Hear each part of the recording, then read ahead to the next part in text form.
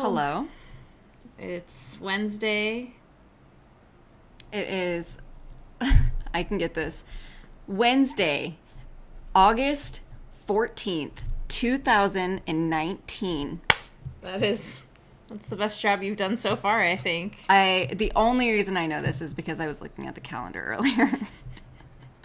We'll just have to put a calendar on I would say always, yeah. We can get one of those huge ones that you just like rip I would say away. this is a desk, but it's a dining room table. Let's be real. We're not professionals here. Not yet. We're getting there. But yeah, so it's New Comic Book Day. It is Wednesday. We have, a marginal amount of comics. I have a lot. I got a lot. You won today. I won, which I think I anticipated this. I think we mentioned it last week. You thought you were going to get 22 things.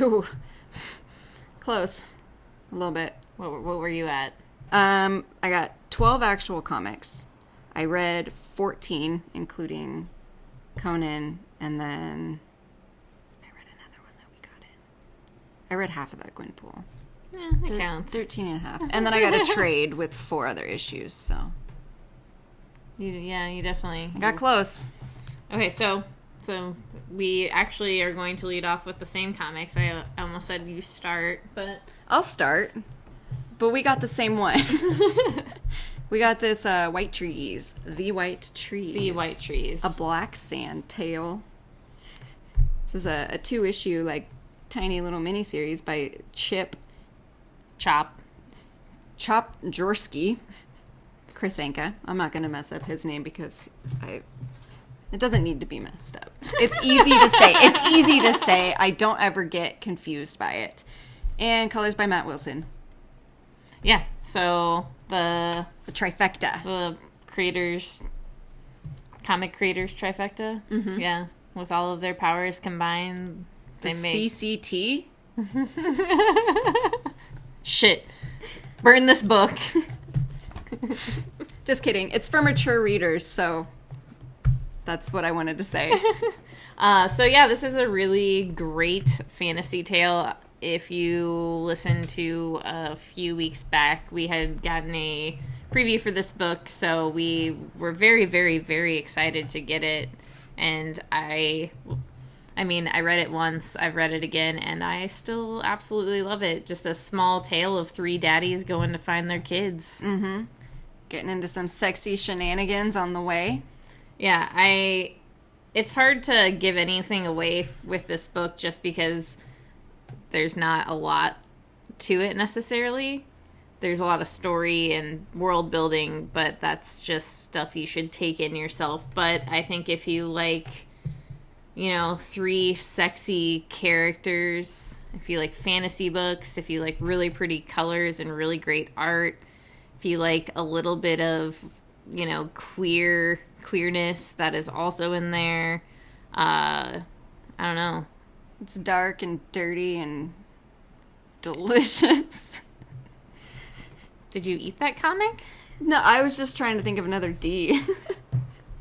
I'll show you another D. A diamond? His eyes look like diamonds. You like diamonds. But anyway, again, this is only going to be 2 issues. And I feel like how average size the comics are, you get a lot of story, but it's not overwhelming at all. No. Chip is just really good at building characters. Yeah, you're almost immediately drawn to everybody. And I don't know if it's a mixture of the art and the story and like I said, the colors, or if it's just that you just know them instantly. Yeah. It's really cool. Plus, I don't know about anyone else, but I get super excited when there's maps at the beginning. There is a map, and it is really good. It's so good. I love when I'm starting a story and I'm like, oh, cool, a map. And as I'm reading it, I'm like, okay, they reference this place. And then I get to figure out in inches how many miles away they have to travel. That's why I love maps. That's fair. I like to travel with my knuckle. Sorry, The White Trees. The White Trees. Yeah, go pick it up, especially if you like fantasy stuff, especially if you like, hard-bodied men. Daddies. Sorry. Daddies. Daddies. Yeah, it is. But there is more to it than just sexiness. Yeah, I just want to make that very clear. Yes. Though there is sexiness, so don't discount that either. Always keep that there. Which also doesn't make anything bad. That's all. That's it. That's it. I just leave it with that. No. It is a simple tale of 3 daddies trying to find their kids. That's it. They're done with war. They're done with war. That's it. They're being drugged back in. It. Let's do this. All right. So this is another one that we did talk about this one, right? I'm pretty sure we did. Yeah. Once in Future. Because we read it on the same week. Yes. Same day. Yeah, same day as the White Trees. Yes. This is a Kieran Gillen joint. Is that the right word? Dan Mora arts. Art. Dan Mora does the art, who was doing Buffy before this. Yeah, the first story arc of Buffy. Yes. Do you want to talk about this one? I suppose. It's just a story of a retired monster hunter who is an older woman in a retirement community who kind of drags her young grandson into some nonsense. Oh, is it her grandson? Yeah. Okay, for some reason I was thinking, oh yeah, okay, yeah. She, drags her grandson into this, which is really funny because I don't know how to explain him. He's a very straight-laced type guy, so... It definitely seems like he has a stick up his ass, that's for sure. Yes. And, she is badass, escapes a retirement home to go find her supplies so that they can hunt this fucking monster. It's awesome. And it's gonna be a limited series, I did see in the back. Oh, but, it's super cute, a lot of fun. It is going into, like, a 4th printing, so if you have a chance, I would say pick it up as soon as you can, because you might miss it. But it's a really good time. I would say if you, like, I don't know the best way to describe it, because it's just, like, I felt like I was watching a movie. Yeah. Or, like, a television show. It reminded me a lot of The Mummy. I can understand that, I suppose. I don't know why, but when I read it, I was like, what would be really cool is if the grandson was Brendan Fraser. You really love Brendan I Fraser. do. I do. Yeah, it's like a fantasy story kind of set in modern times. Yeah. With some artifacts. I didn't realize the scabbard was... What? The thing that they're looking for, that's the thing. Oh, I thought you were pointing out his gross nails. No. Yeah.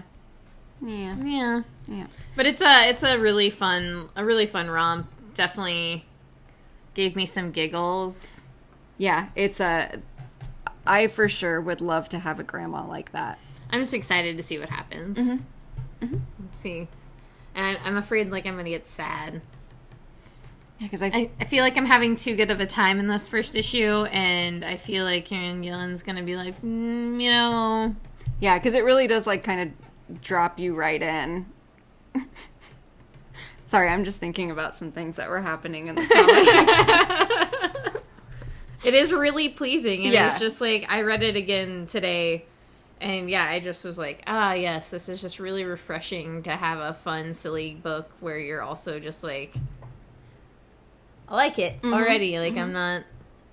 It's got a lot of really fun elements. Like, I feel like it has been done before, but it's being told in such a way that it feels brand new. Yeah, I could feel that. Yeah. Okay, I'm done. Okay. If you're done, you can go. Yeah, okay. So, this is Sword Daughter. If you listen, you know how much I love Sword Daughter. This is issue number 8. Apparently, there's only going to be 9 issues. So, the next one is going to be the conclusion. This particular issue really, really delves into how the Christian church kind of tried to corrupt, I guess. I don't know if that's the right term.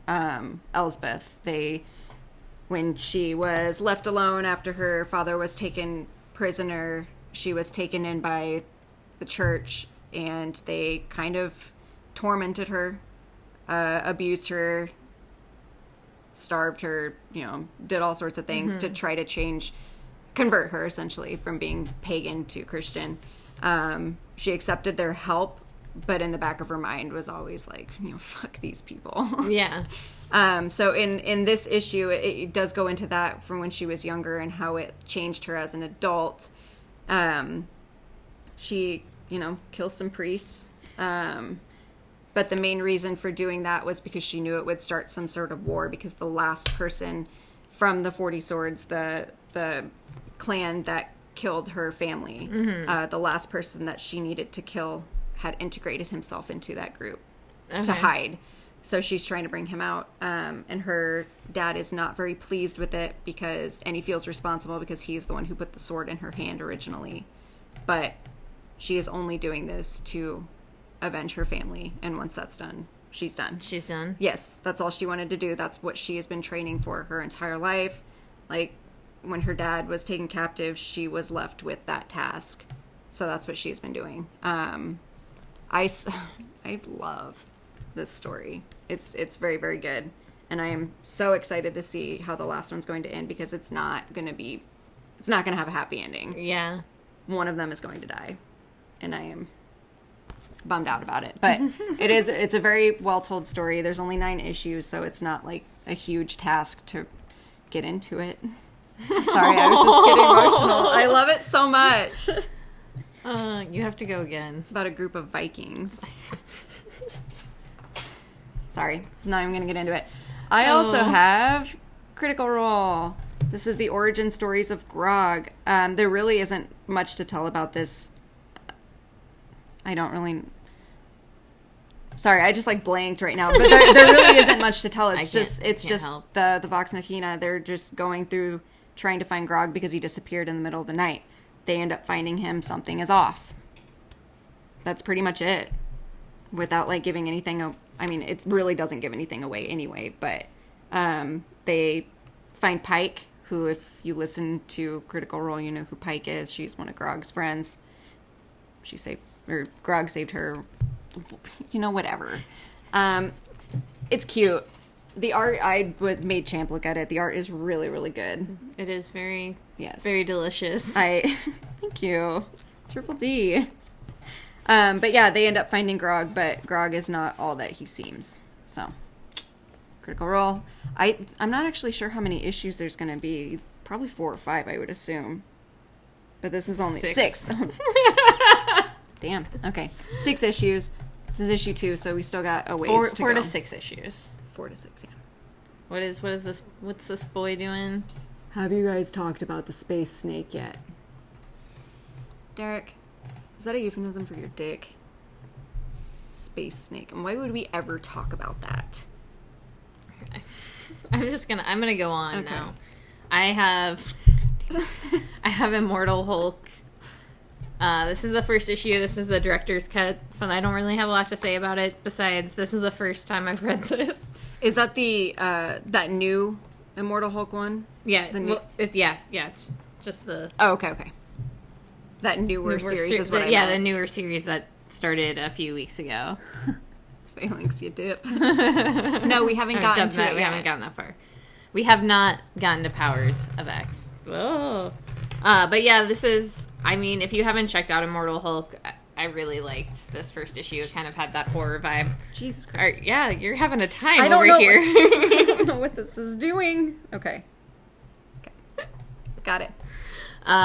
If you haven't checked it out, I would highly suggest it. It's got a horror vibe to it. I really enjoyed the first issue quite a bit, and then I really loved the fact that the director's cut and it had all of the penciling and stuff in the back. It was really cool. So, was that how the Mr. Miracle director's cut was? It was a little bit different. Okay. I've just never really looked at any of the director's cuts of things, so. Yeah, it just had this one specifically. I mean, it had also the.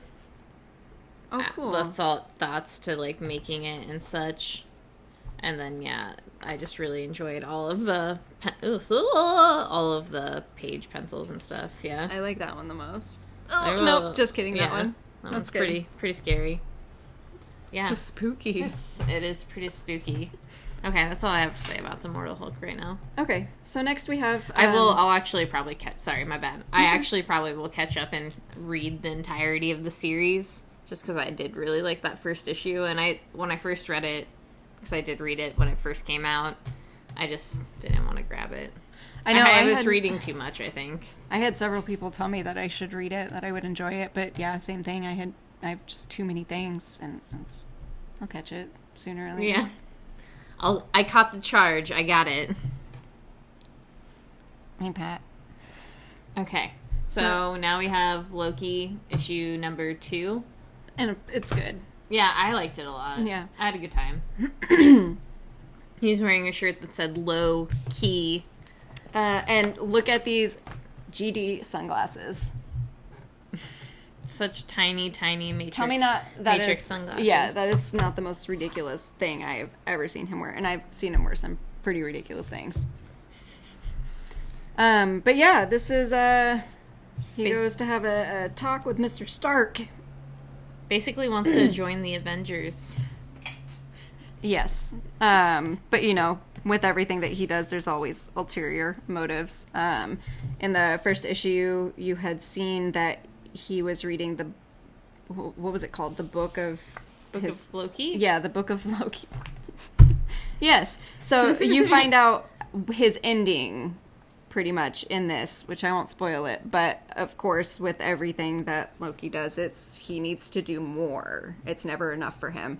So after he finds out the ending, he goes on his own weird little Loki quest to change it. I can't sit on this throne and be a good guy. Yeah, it's just becoming God of the Frost Giants is not enough for him because he loses all of his other titles essentially when he saved the world, and he's not okay with it. He does not like sitting still. I think he has some issues. What? Yes. But there's also, Nightmare. That whole scene was very sad. Yeah. Really, really bummed me out. But yeah, Nightmare is still a thing, who was also in the very first issue. I don't know much about him at all, but apparently he's a scary dude. So, this is what's going on. Yeah. I would say if you like Loki, it would be something definitely to check out and pick up, because you don't really have to have... you don't really have to be familiar with it at all. Mm-mm. You can kind of just jump in on it. Yeah, and I feel like if you just like Loki, you're good. Yeah. You're good. Yeah. It's a super... fun. It definitely wasn't like as lighthearted and stuff as the first issue was. Like, as I had mentioned, you can tell that something bad is it's brewing. Ooh. Yeah. We're doing it. Yeah, we're doing it. Yeah. We have become one mind. We are but one. Powers of 10, right? Yeah. Okay. Next. I'm not going to talk much about this. This is Titans. It's been a thing. This is just the first time that it's been in print. It's called Burning Rage. It's just a nice little Titans tale. I think there's going to be 7 of these. I can't remember. And those are the reprints from the Walmart? Mm-hmm. Okay. Yes. But yeah. It's if you're a fan of Titans, you should probably check it out because it's fun, but it's just them, again, doing Titans things. Saving the world. Saving the world against, there was one specific villain in this. What is his name? Amplifier.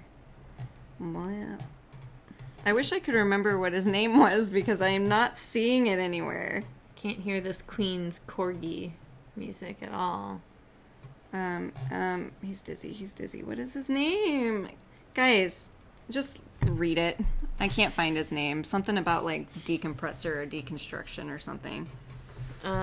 Okay, so I'm going. Yes. Okay, so I have issue number 4 of Gagor, and this continues I had a lot of fantasy books this week. This is a fantasy book.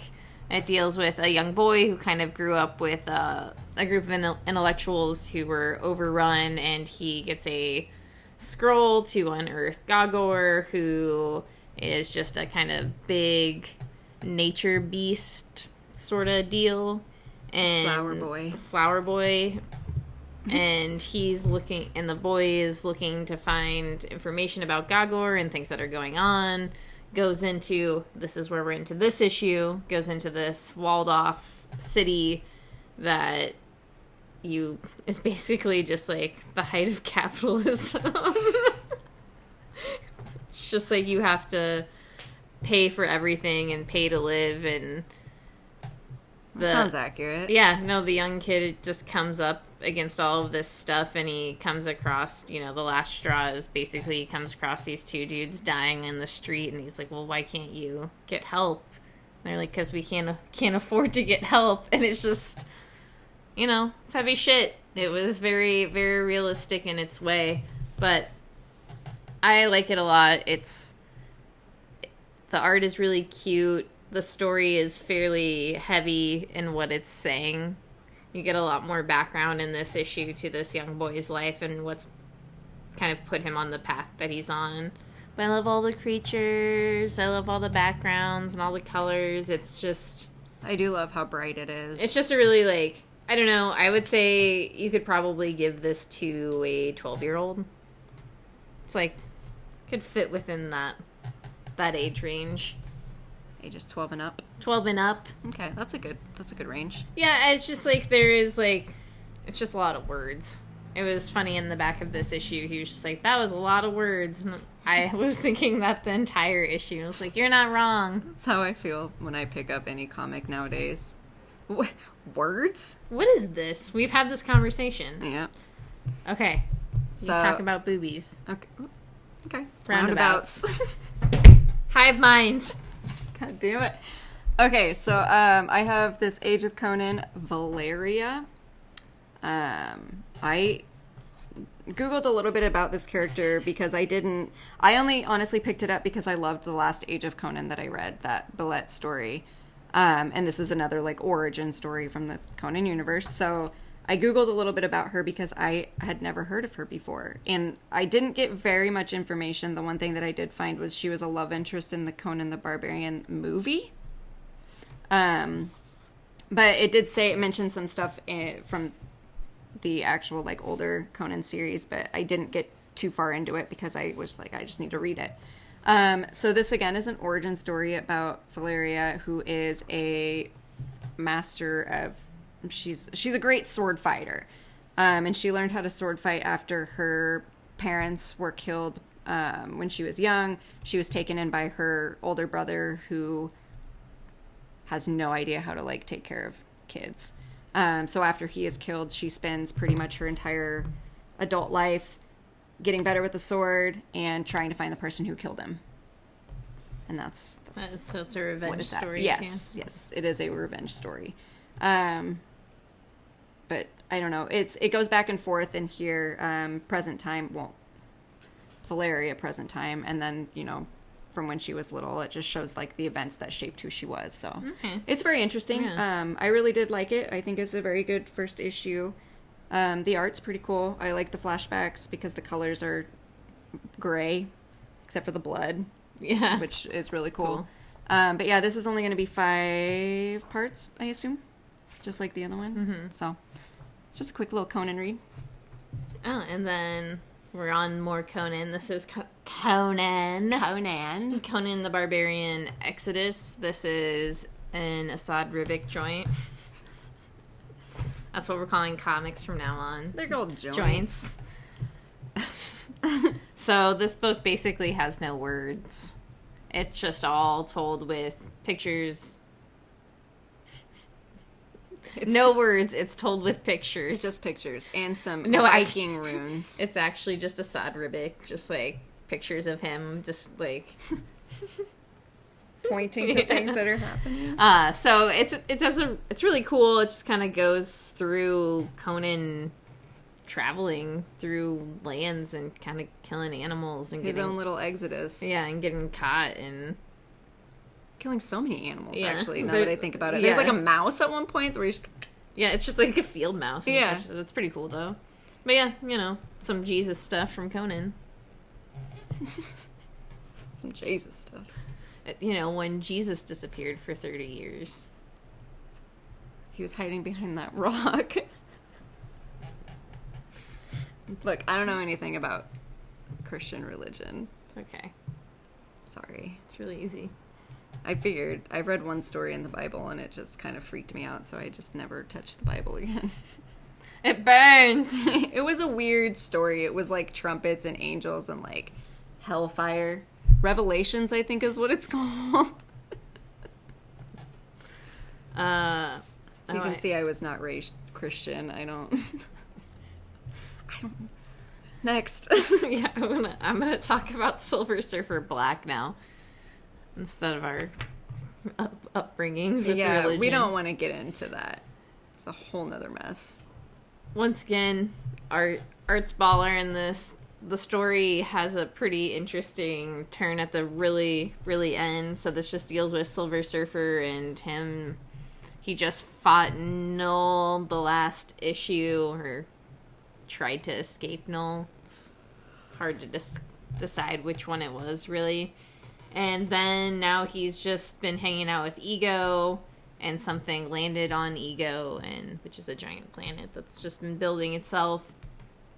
And that's what he's just trying to help Ego in this story and save him. It also does a really cool flashback to Norrin's beginnings and his past life, so to speak. I don't know. Are you enjoying it? I still like it, and I honestly can't tell you if it's because of the story or if the art has just sold me so hard that I'm like, Okay. I still have only read that first one, and it was alright, yeah. I like the art a lot. Yeah, and that's what really keeps me reading it, because it's just like, I love the art. It's so good to look at, and I just want to spend all of my time doing that, so yeah, maybe that's what I'll do. Just look at it. So from now on, when I'm describing Silver Surfer Black, I'll just be telling my own stories. Okay. I think that would be fun. Sorry, Donny Cates. That's actually what we should do from now on with all of these comics. Let's screw reading them from now on. Look at the pictures. Make up our own stories. We are Talk Comics to me. And we will talk comics to you. And however we want. Yes. Okay. I'm going to do this one. Yeah. Okay. So, a map. God, I love maps. Yeah. I have Reaver. This is the second issue. This is just about a group of prisoners who are going into enemy territory to take out their big weapon. It is a suicide mission, and they're all aware of it, but they're doing it anyway because they really don't have a choice. They get, like, food and stuff like that, and they don't have to stay in prison, so whatever. Seems like an okay deal, I guess. But they're all, like, I don't know, I don't want to give too much away because Champ does want to look through it at least or read it, but in this one, it is a lot more fast-paced than the very first issue, and the character relationships make a lot of sense in this one. Like, none of it seems forced. Like, it's all very easy, considering that the first issue was really kind of difficult to get through because of all the explanations and the wordings and stuff. But I really enjoyed it. I thought it was a really good read, especially after that first issue. Yeah. So I am going to keep on this one because it's cute. Well, one of the friendships or whatever is really cute. Okay. Oh. I said that was all. Now we have Invaders. This is issue number 8. And this one, what is it called? Because I laughed. Oh, it's Dead in the Water Part 2. Dead. But one of the reviews referred to it as, oh my god, I can't remember what it is now. It was funny though. I wish I could remember. I'm so sorry. I just ruined everything. Deadly Malfeasance. It was funny at the time. It's not funny now. But sorry. Yeah. So this issue, I'm really glad this series has continued on. I don't know how many issues it's going to be. I wish it lasted forever, but it's definitely seeming like it'll end up coming to a conclusion at some point. I'm thinking either 10 or 12 issues. Yeah, that's what it seems like. It would make sense. So Namor has set off his bomb, turned people that lived above ground into people who can only live below ground, and by that I mean in the water. Water breathers. And then he's meeting up with Bucky to have a little chat about how he's fucking losing his mind. Yeah, he really is. Like, as I was reading this, I was like, dude, he's losing it.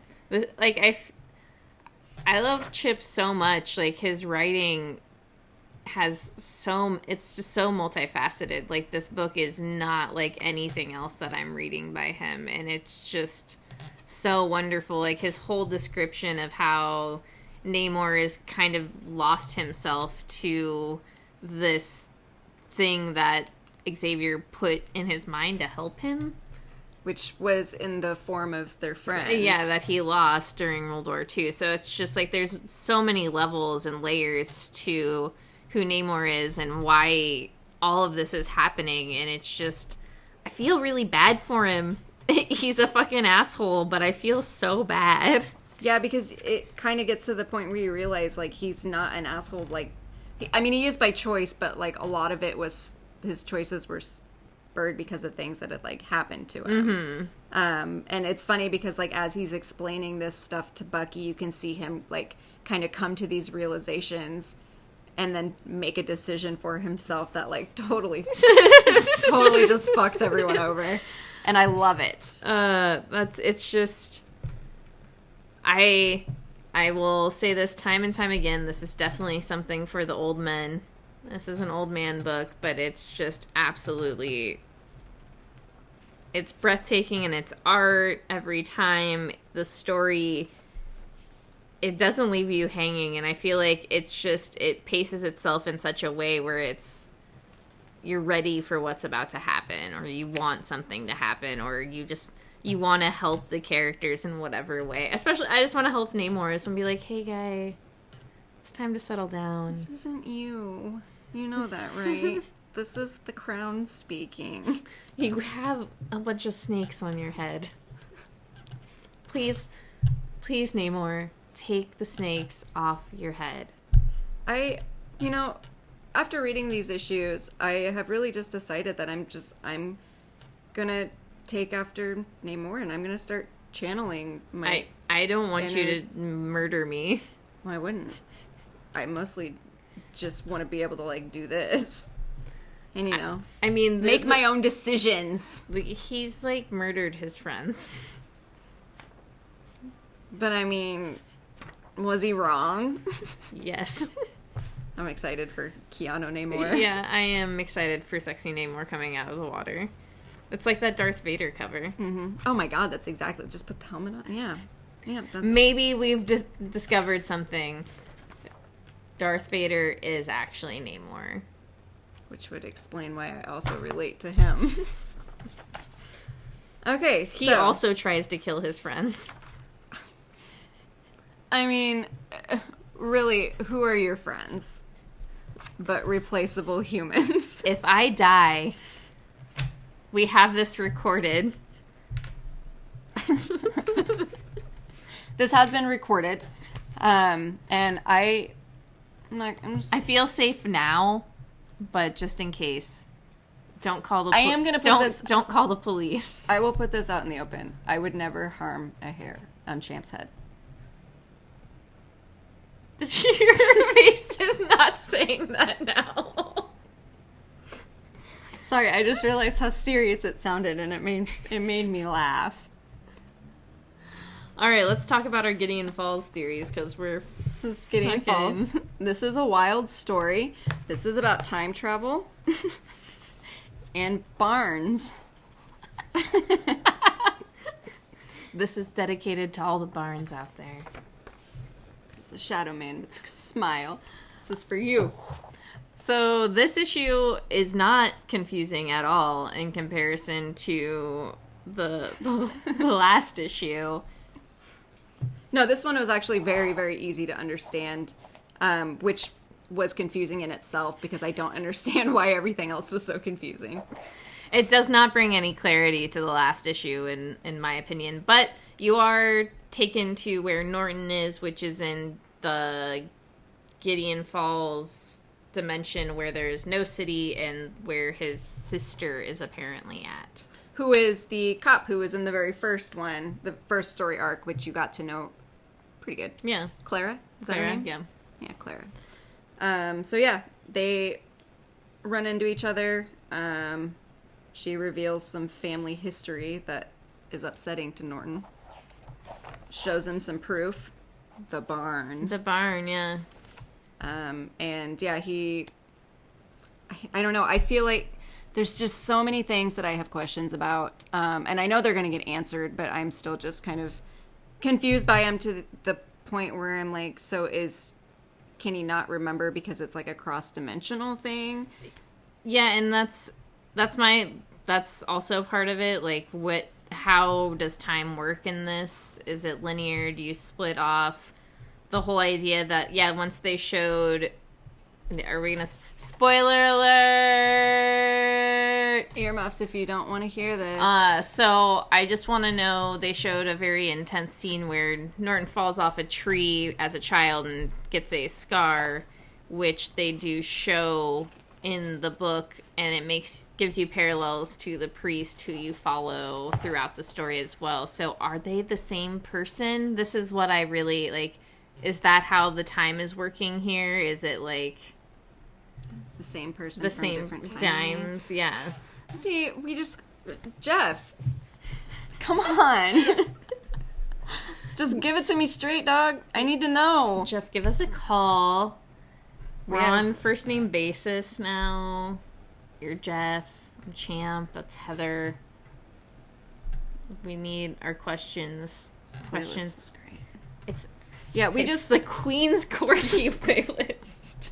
Yeah, but this story is still really good. It still keeps you going. It's a nice little horror with that time travel twist on it, which I need to know. So yeah, it keeps you guessing, and the art is always really great. The panels are always set up really amazingly. I know Heather and I always talk about how much we love Gideon Falls, but I don't think we'll stop. No. Even the last issue where neither one of us understood anything that was happening, we still liked it. Yeah, it's still good. I'll never shut up about this book. Never.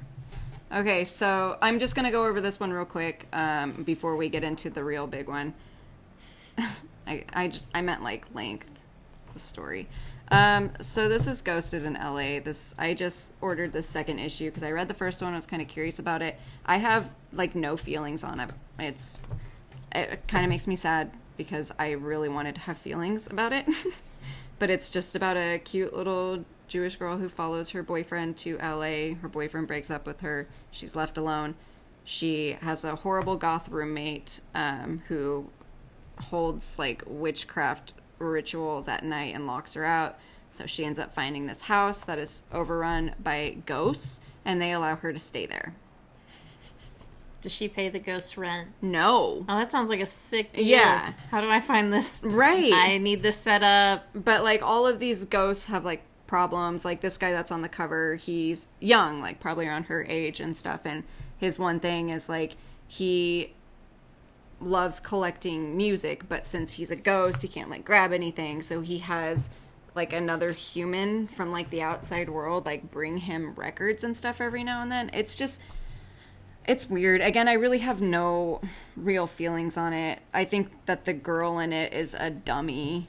The choices that she makes they're dumb, and I don't understand why someone would make like some guy at school like sees her, walks up to her and like pulls this like macho line, like pickup line, and she's like, no, get away from me. And then she sees her ex-boyfriend with a friend and is like, you know what, let's go on a date. They go on this weird date. He gets like wasted and is like being a weird man about it, and she tries to get away and then is like, you know what, no, why don't you come back to my house? Like, no, stupid. But yeah, I guess that's my feelings on it. It's stupid. Damn, dude. Sorry, I just got really... I didn't know I had all those feelings locked up inside you just, of me. Like, exploded and sounded like a 50-year-old man. She's a real dummy. She is. She is so dumb. All right, lastly. Oh my god, powers. We have powers of 10. This is 10. This is issue number 2. Yeah. I'm getting all flip-flopped on these issues, so please bear with me. And I keep calling it Powers of X, and I don't know why. I know. I'm going to call it House of 10. We'll do what we want. Nobody can stop us. Come at me, Jonathan. J. Hicks. Jonathan! So this Powers of 10 kind of breaks down these X books into time frames within the House of X Powers of 10 universe. So it can be a little, I don't think confusing is necessarily the right word. Maybe convoluted? Yeah, yes. I am not very smart. I am just really good at pretending to be. So when I think about this book, I don't know what to think. And I don't know what to say. Like, I've read it, and for the most part, I kind of understand what's going on. Mm-hmm. But then when it, like, skips the years, I have a hard time, like, following those timelines because they're... What is that word? Lenticular? Linear? Yes. See, I'm not smart. They are linear with the storyline, or those timelines from the first Powers of 10. And it still, like, works with this, but, like, I have a hard time remembering, like, because there's so many timelines that we're following, like, it's difficult for me to keep going. And there is, like, a time jump between the first, I think it's X-Zero. Mm-hmm. With Magneto? With Magneto, and what X-Zero from what you saw in the first Powers of 10. Right. So this is still year 1, X-Zero, but this is down the line from the first book. That is the most dramatic Magneto shot I have ever seen. There is some great art. Like, those great art, those Xavier eyebrows, that Magneto cape, it's good. It's so good. Yeah, I really do really love the art. And I actually... Sorry. I do like the story, too. It's just, again, I have a hard time, like... Oh, no, I trying to figure out, like, what is actually happening in each timeline. Yeah, and that's... I think having the Xavier with the X helmet does help you at least gather that it's X-Men year 10. And that I think X-Men year 10 is kind of when things start hitting that, like, peak of, like, shit's about to go wrong, I feel like. And then once you're in, year 100 is when all of the, like, robots have basically taken over, and there's only, like, 6 mutants or something. Okay, I have one major question. I probably won't be able to answer I get the helmet, but why the wetsuit? Is that what keeps him standing? Because I thought he was paralyzed. Is that some sort of, like, cyber optic, like, wetsuit that just keeps him up? Because that's why he's always doing, like, these weird poses, right? Because he can't actually stand. That's just my theory on it. I don't know how to answer that question. I'm sorry. I just need to know. Jonathan! So, yeah, this book is really good. It's really interesting. I think if you are interested in an X-Men book, this is one to check out. Oh, yes. If you want something with a lot of substance. Yeah, this book has a lot of stuff, a lot of information, and it can be confusing, but I would say use the internet for any of your questions, because it does help. I've gone down several Reddit threads that have helped teach me information about these little aspects in the back, and I always forget about Reddit. It's a good source. Yeah, at least for, like, because you get a lot of different inputs from a lot of different people, and you can kind of just smash whatever information you get together. Yeah. Yeah. So I think if you have any questions within this, that's something to do, just to get that information you need. There's some deep X-Men cuts in here at some points, so yes. I am not familiar enough with X-Men to know. I mean, I'm still just waiting on my favorite characters that were completely canceled because of this series, and they're not even in it. Like, One of them is, but it's not even like him. It's like future him. And he's not even the same, so I don't know. He's got like the same hands and tails, but I'm excited to see what's happening. Are you? I know it didn't sound like I was, but I'm actually really enjoying this, and I'm excited to see how the story, plays out with both parts and how it leads into. Yeah, I am excited to see how it leads into X-Men, and I'm really excited to see just like how all of these futures play out and how that also ties into X-Men if it does. Mm-hmm. And I wonder if if it's going to tie into that Marauders and the Excalibur series that are going to be coming out. I would assume so in some way. Well, if that's the case, then they need to bring Gambit and Rogan because this is issue 4. We still have 8 more issues. I know. Eight more issues of crazy substance. Just tons of X-Men information. There's so much X-Men information. I don't even know why I continued adding X-Men things, because after this I'm just going to be bloated with X-Men feelings, and I don't need it. Okay, so that's Powers of 10. Check it out if you like X-Men. Yes, and next week is going to be Powers of 10 number 3. And then the next 2 weeks are the next 2 houses. It's weird. Obviously, there's a reason it's done that way. We'll see. Jonathan. And then I just have one last thing, which I'm not really We love our comic creators here. I just want to, definitely say that since we sound like fucking assholes right now. That's why I'm doing first name basis. I feel like if we didn't, we would be saying Jonathan Hickman. And with that tone, too. Mr. Hickman. Mr. Hickman. No, we really like them. We're just assholes. We're really not. Just anyway. So I just have this trade, Heathen. This is the volume 1. This has been out for quite a while, and I've only read the first chapter of it. It's just basically I need to school this loser. It's just about a woman, Viking, a warrior, who is exiled from her clan for being gay. Literally, she's a lesbian. I just wanted to say that. I felt like I had to explain it because it sounded like I was saying, "Oh, she's gay." Like, no, she's gay. She actually is gay. But yeah, she gets exiled from her clan, so she's going on a mission to free the Valkyrie Brunhild. And that's as far as I've gotten. I don't know, how the rest of the story is going to be built. But I really, really like this so far. But yeah, she's, Oh, it says, she's on a mission to end the oppressive reign of the god King Odin. Sick. All right. Sick. I'm so excited. I only read the first chapter and immediately ordered the second trade. So if that gives you any idea how much I enjoyed it. That's good stuff there, then. Yeah. But yeah, that's it. That's Wednesday. That's all we got. So, books for you to pick up. The White Trees for sure.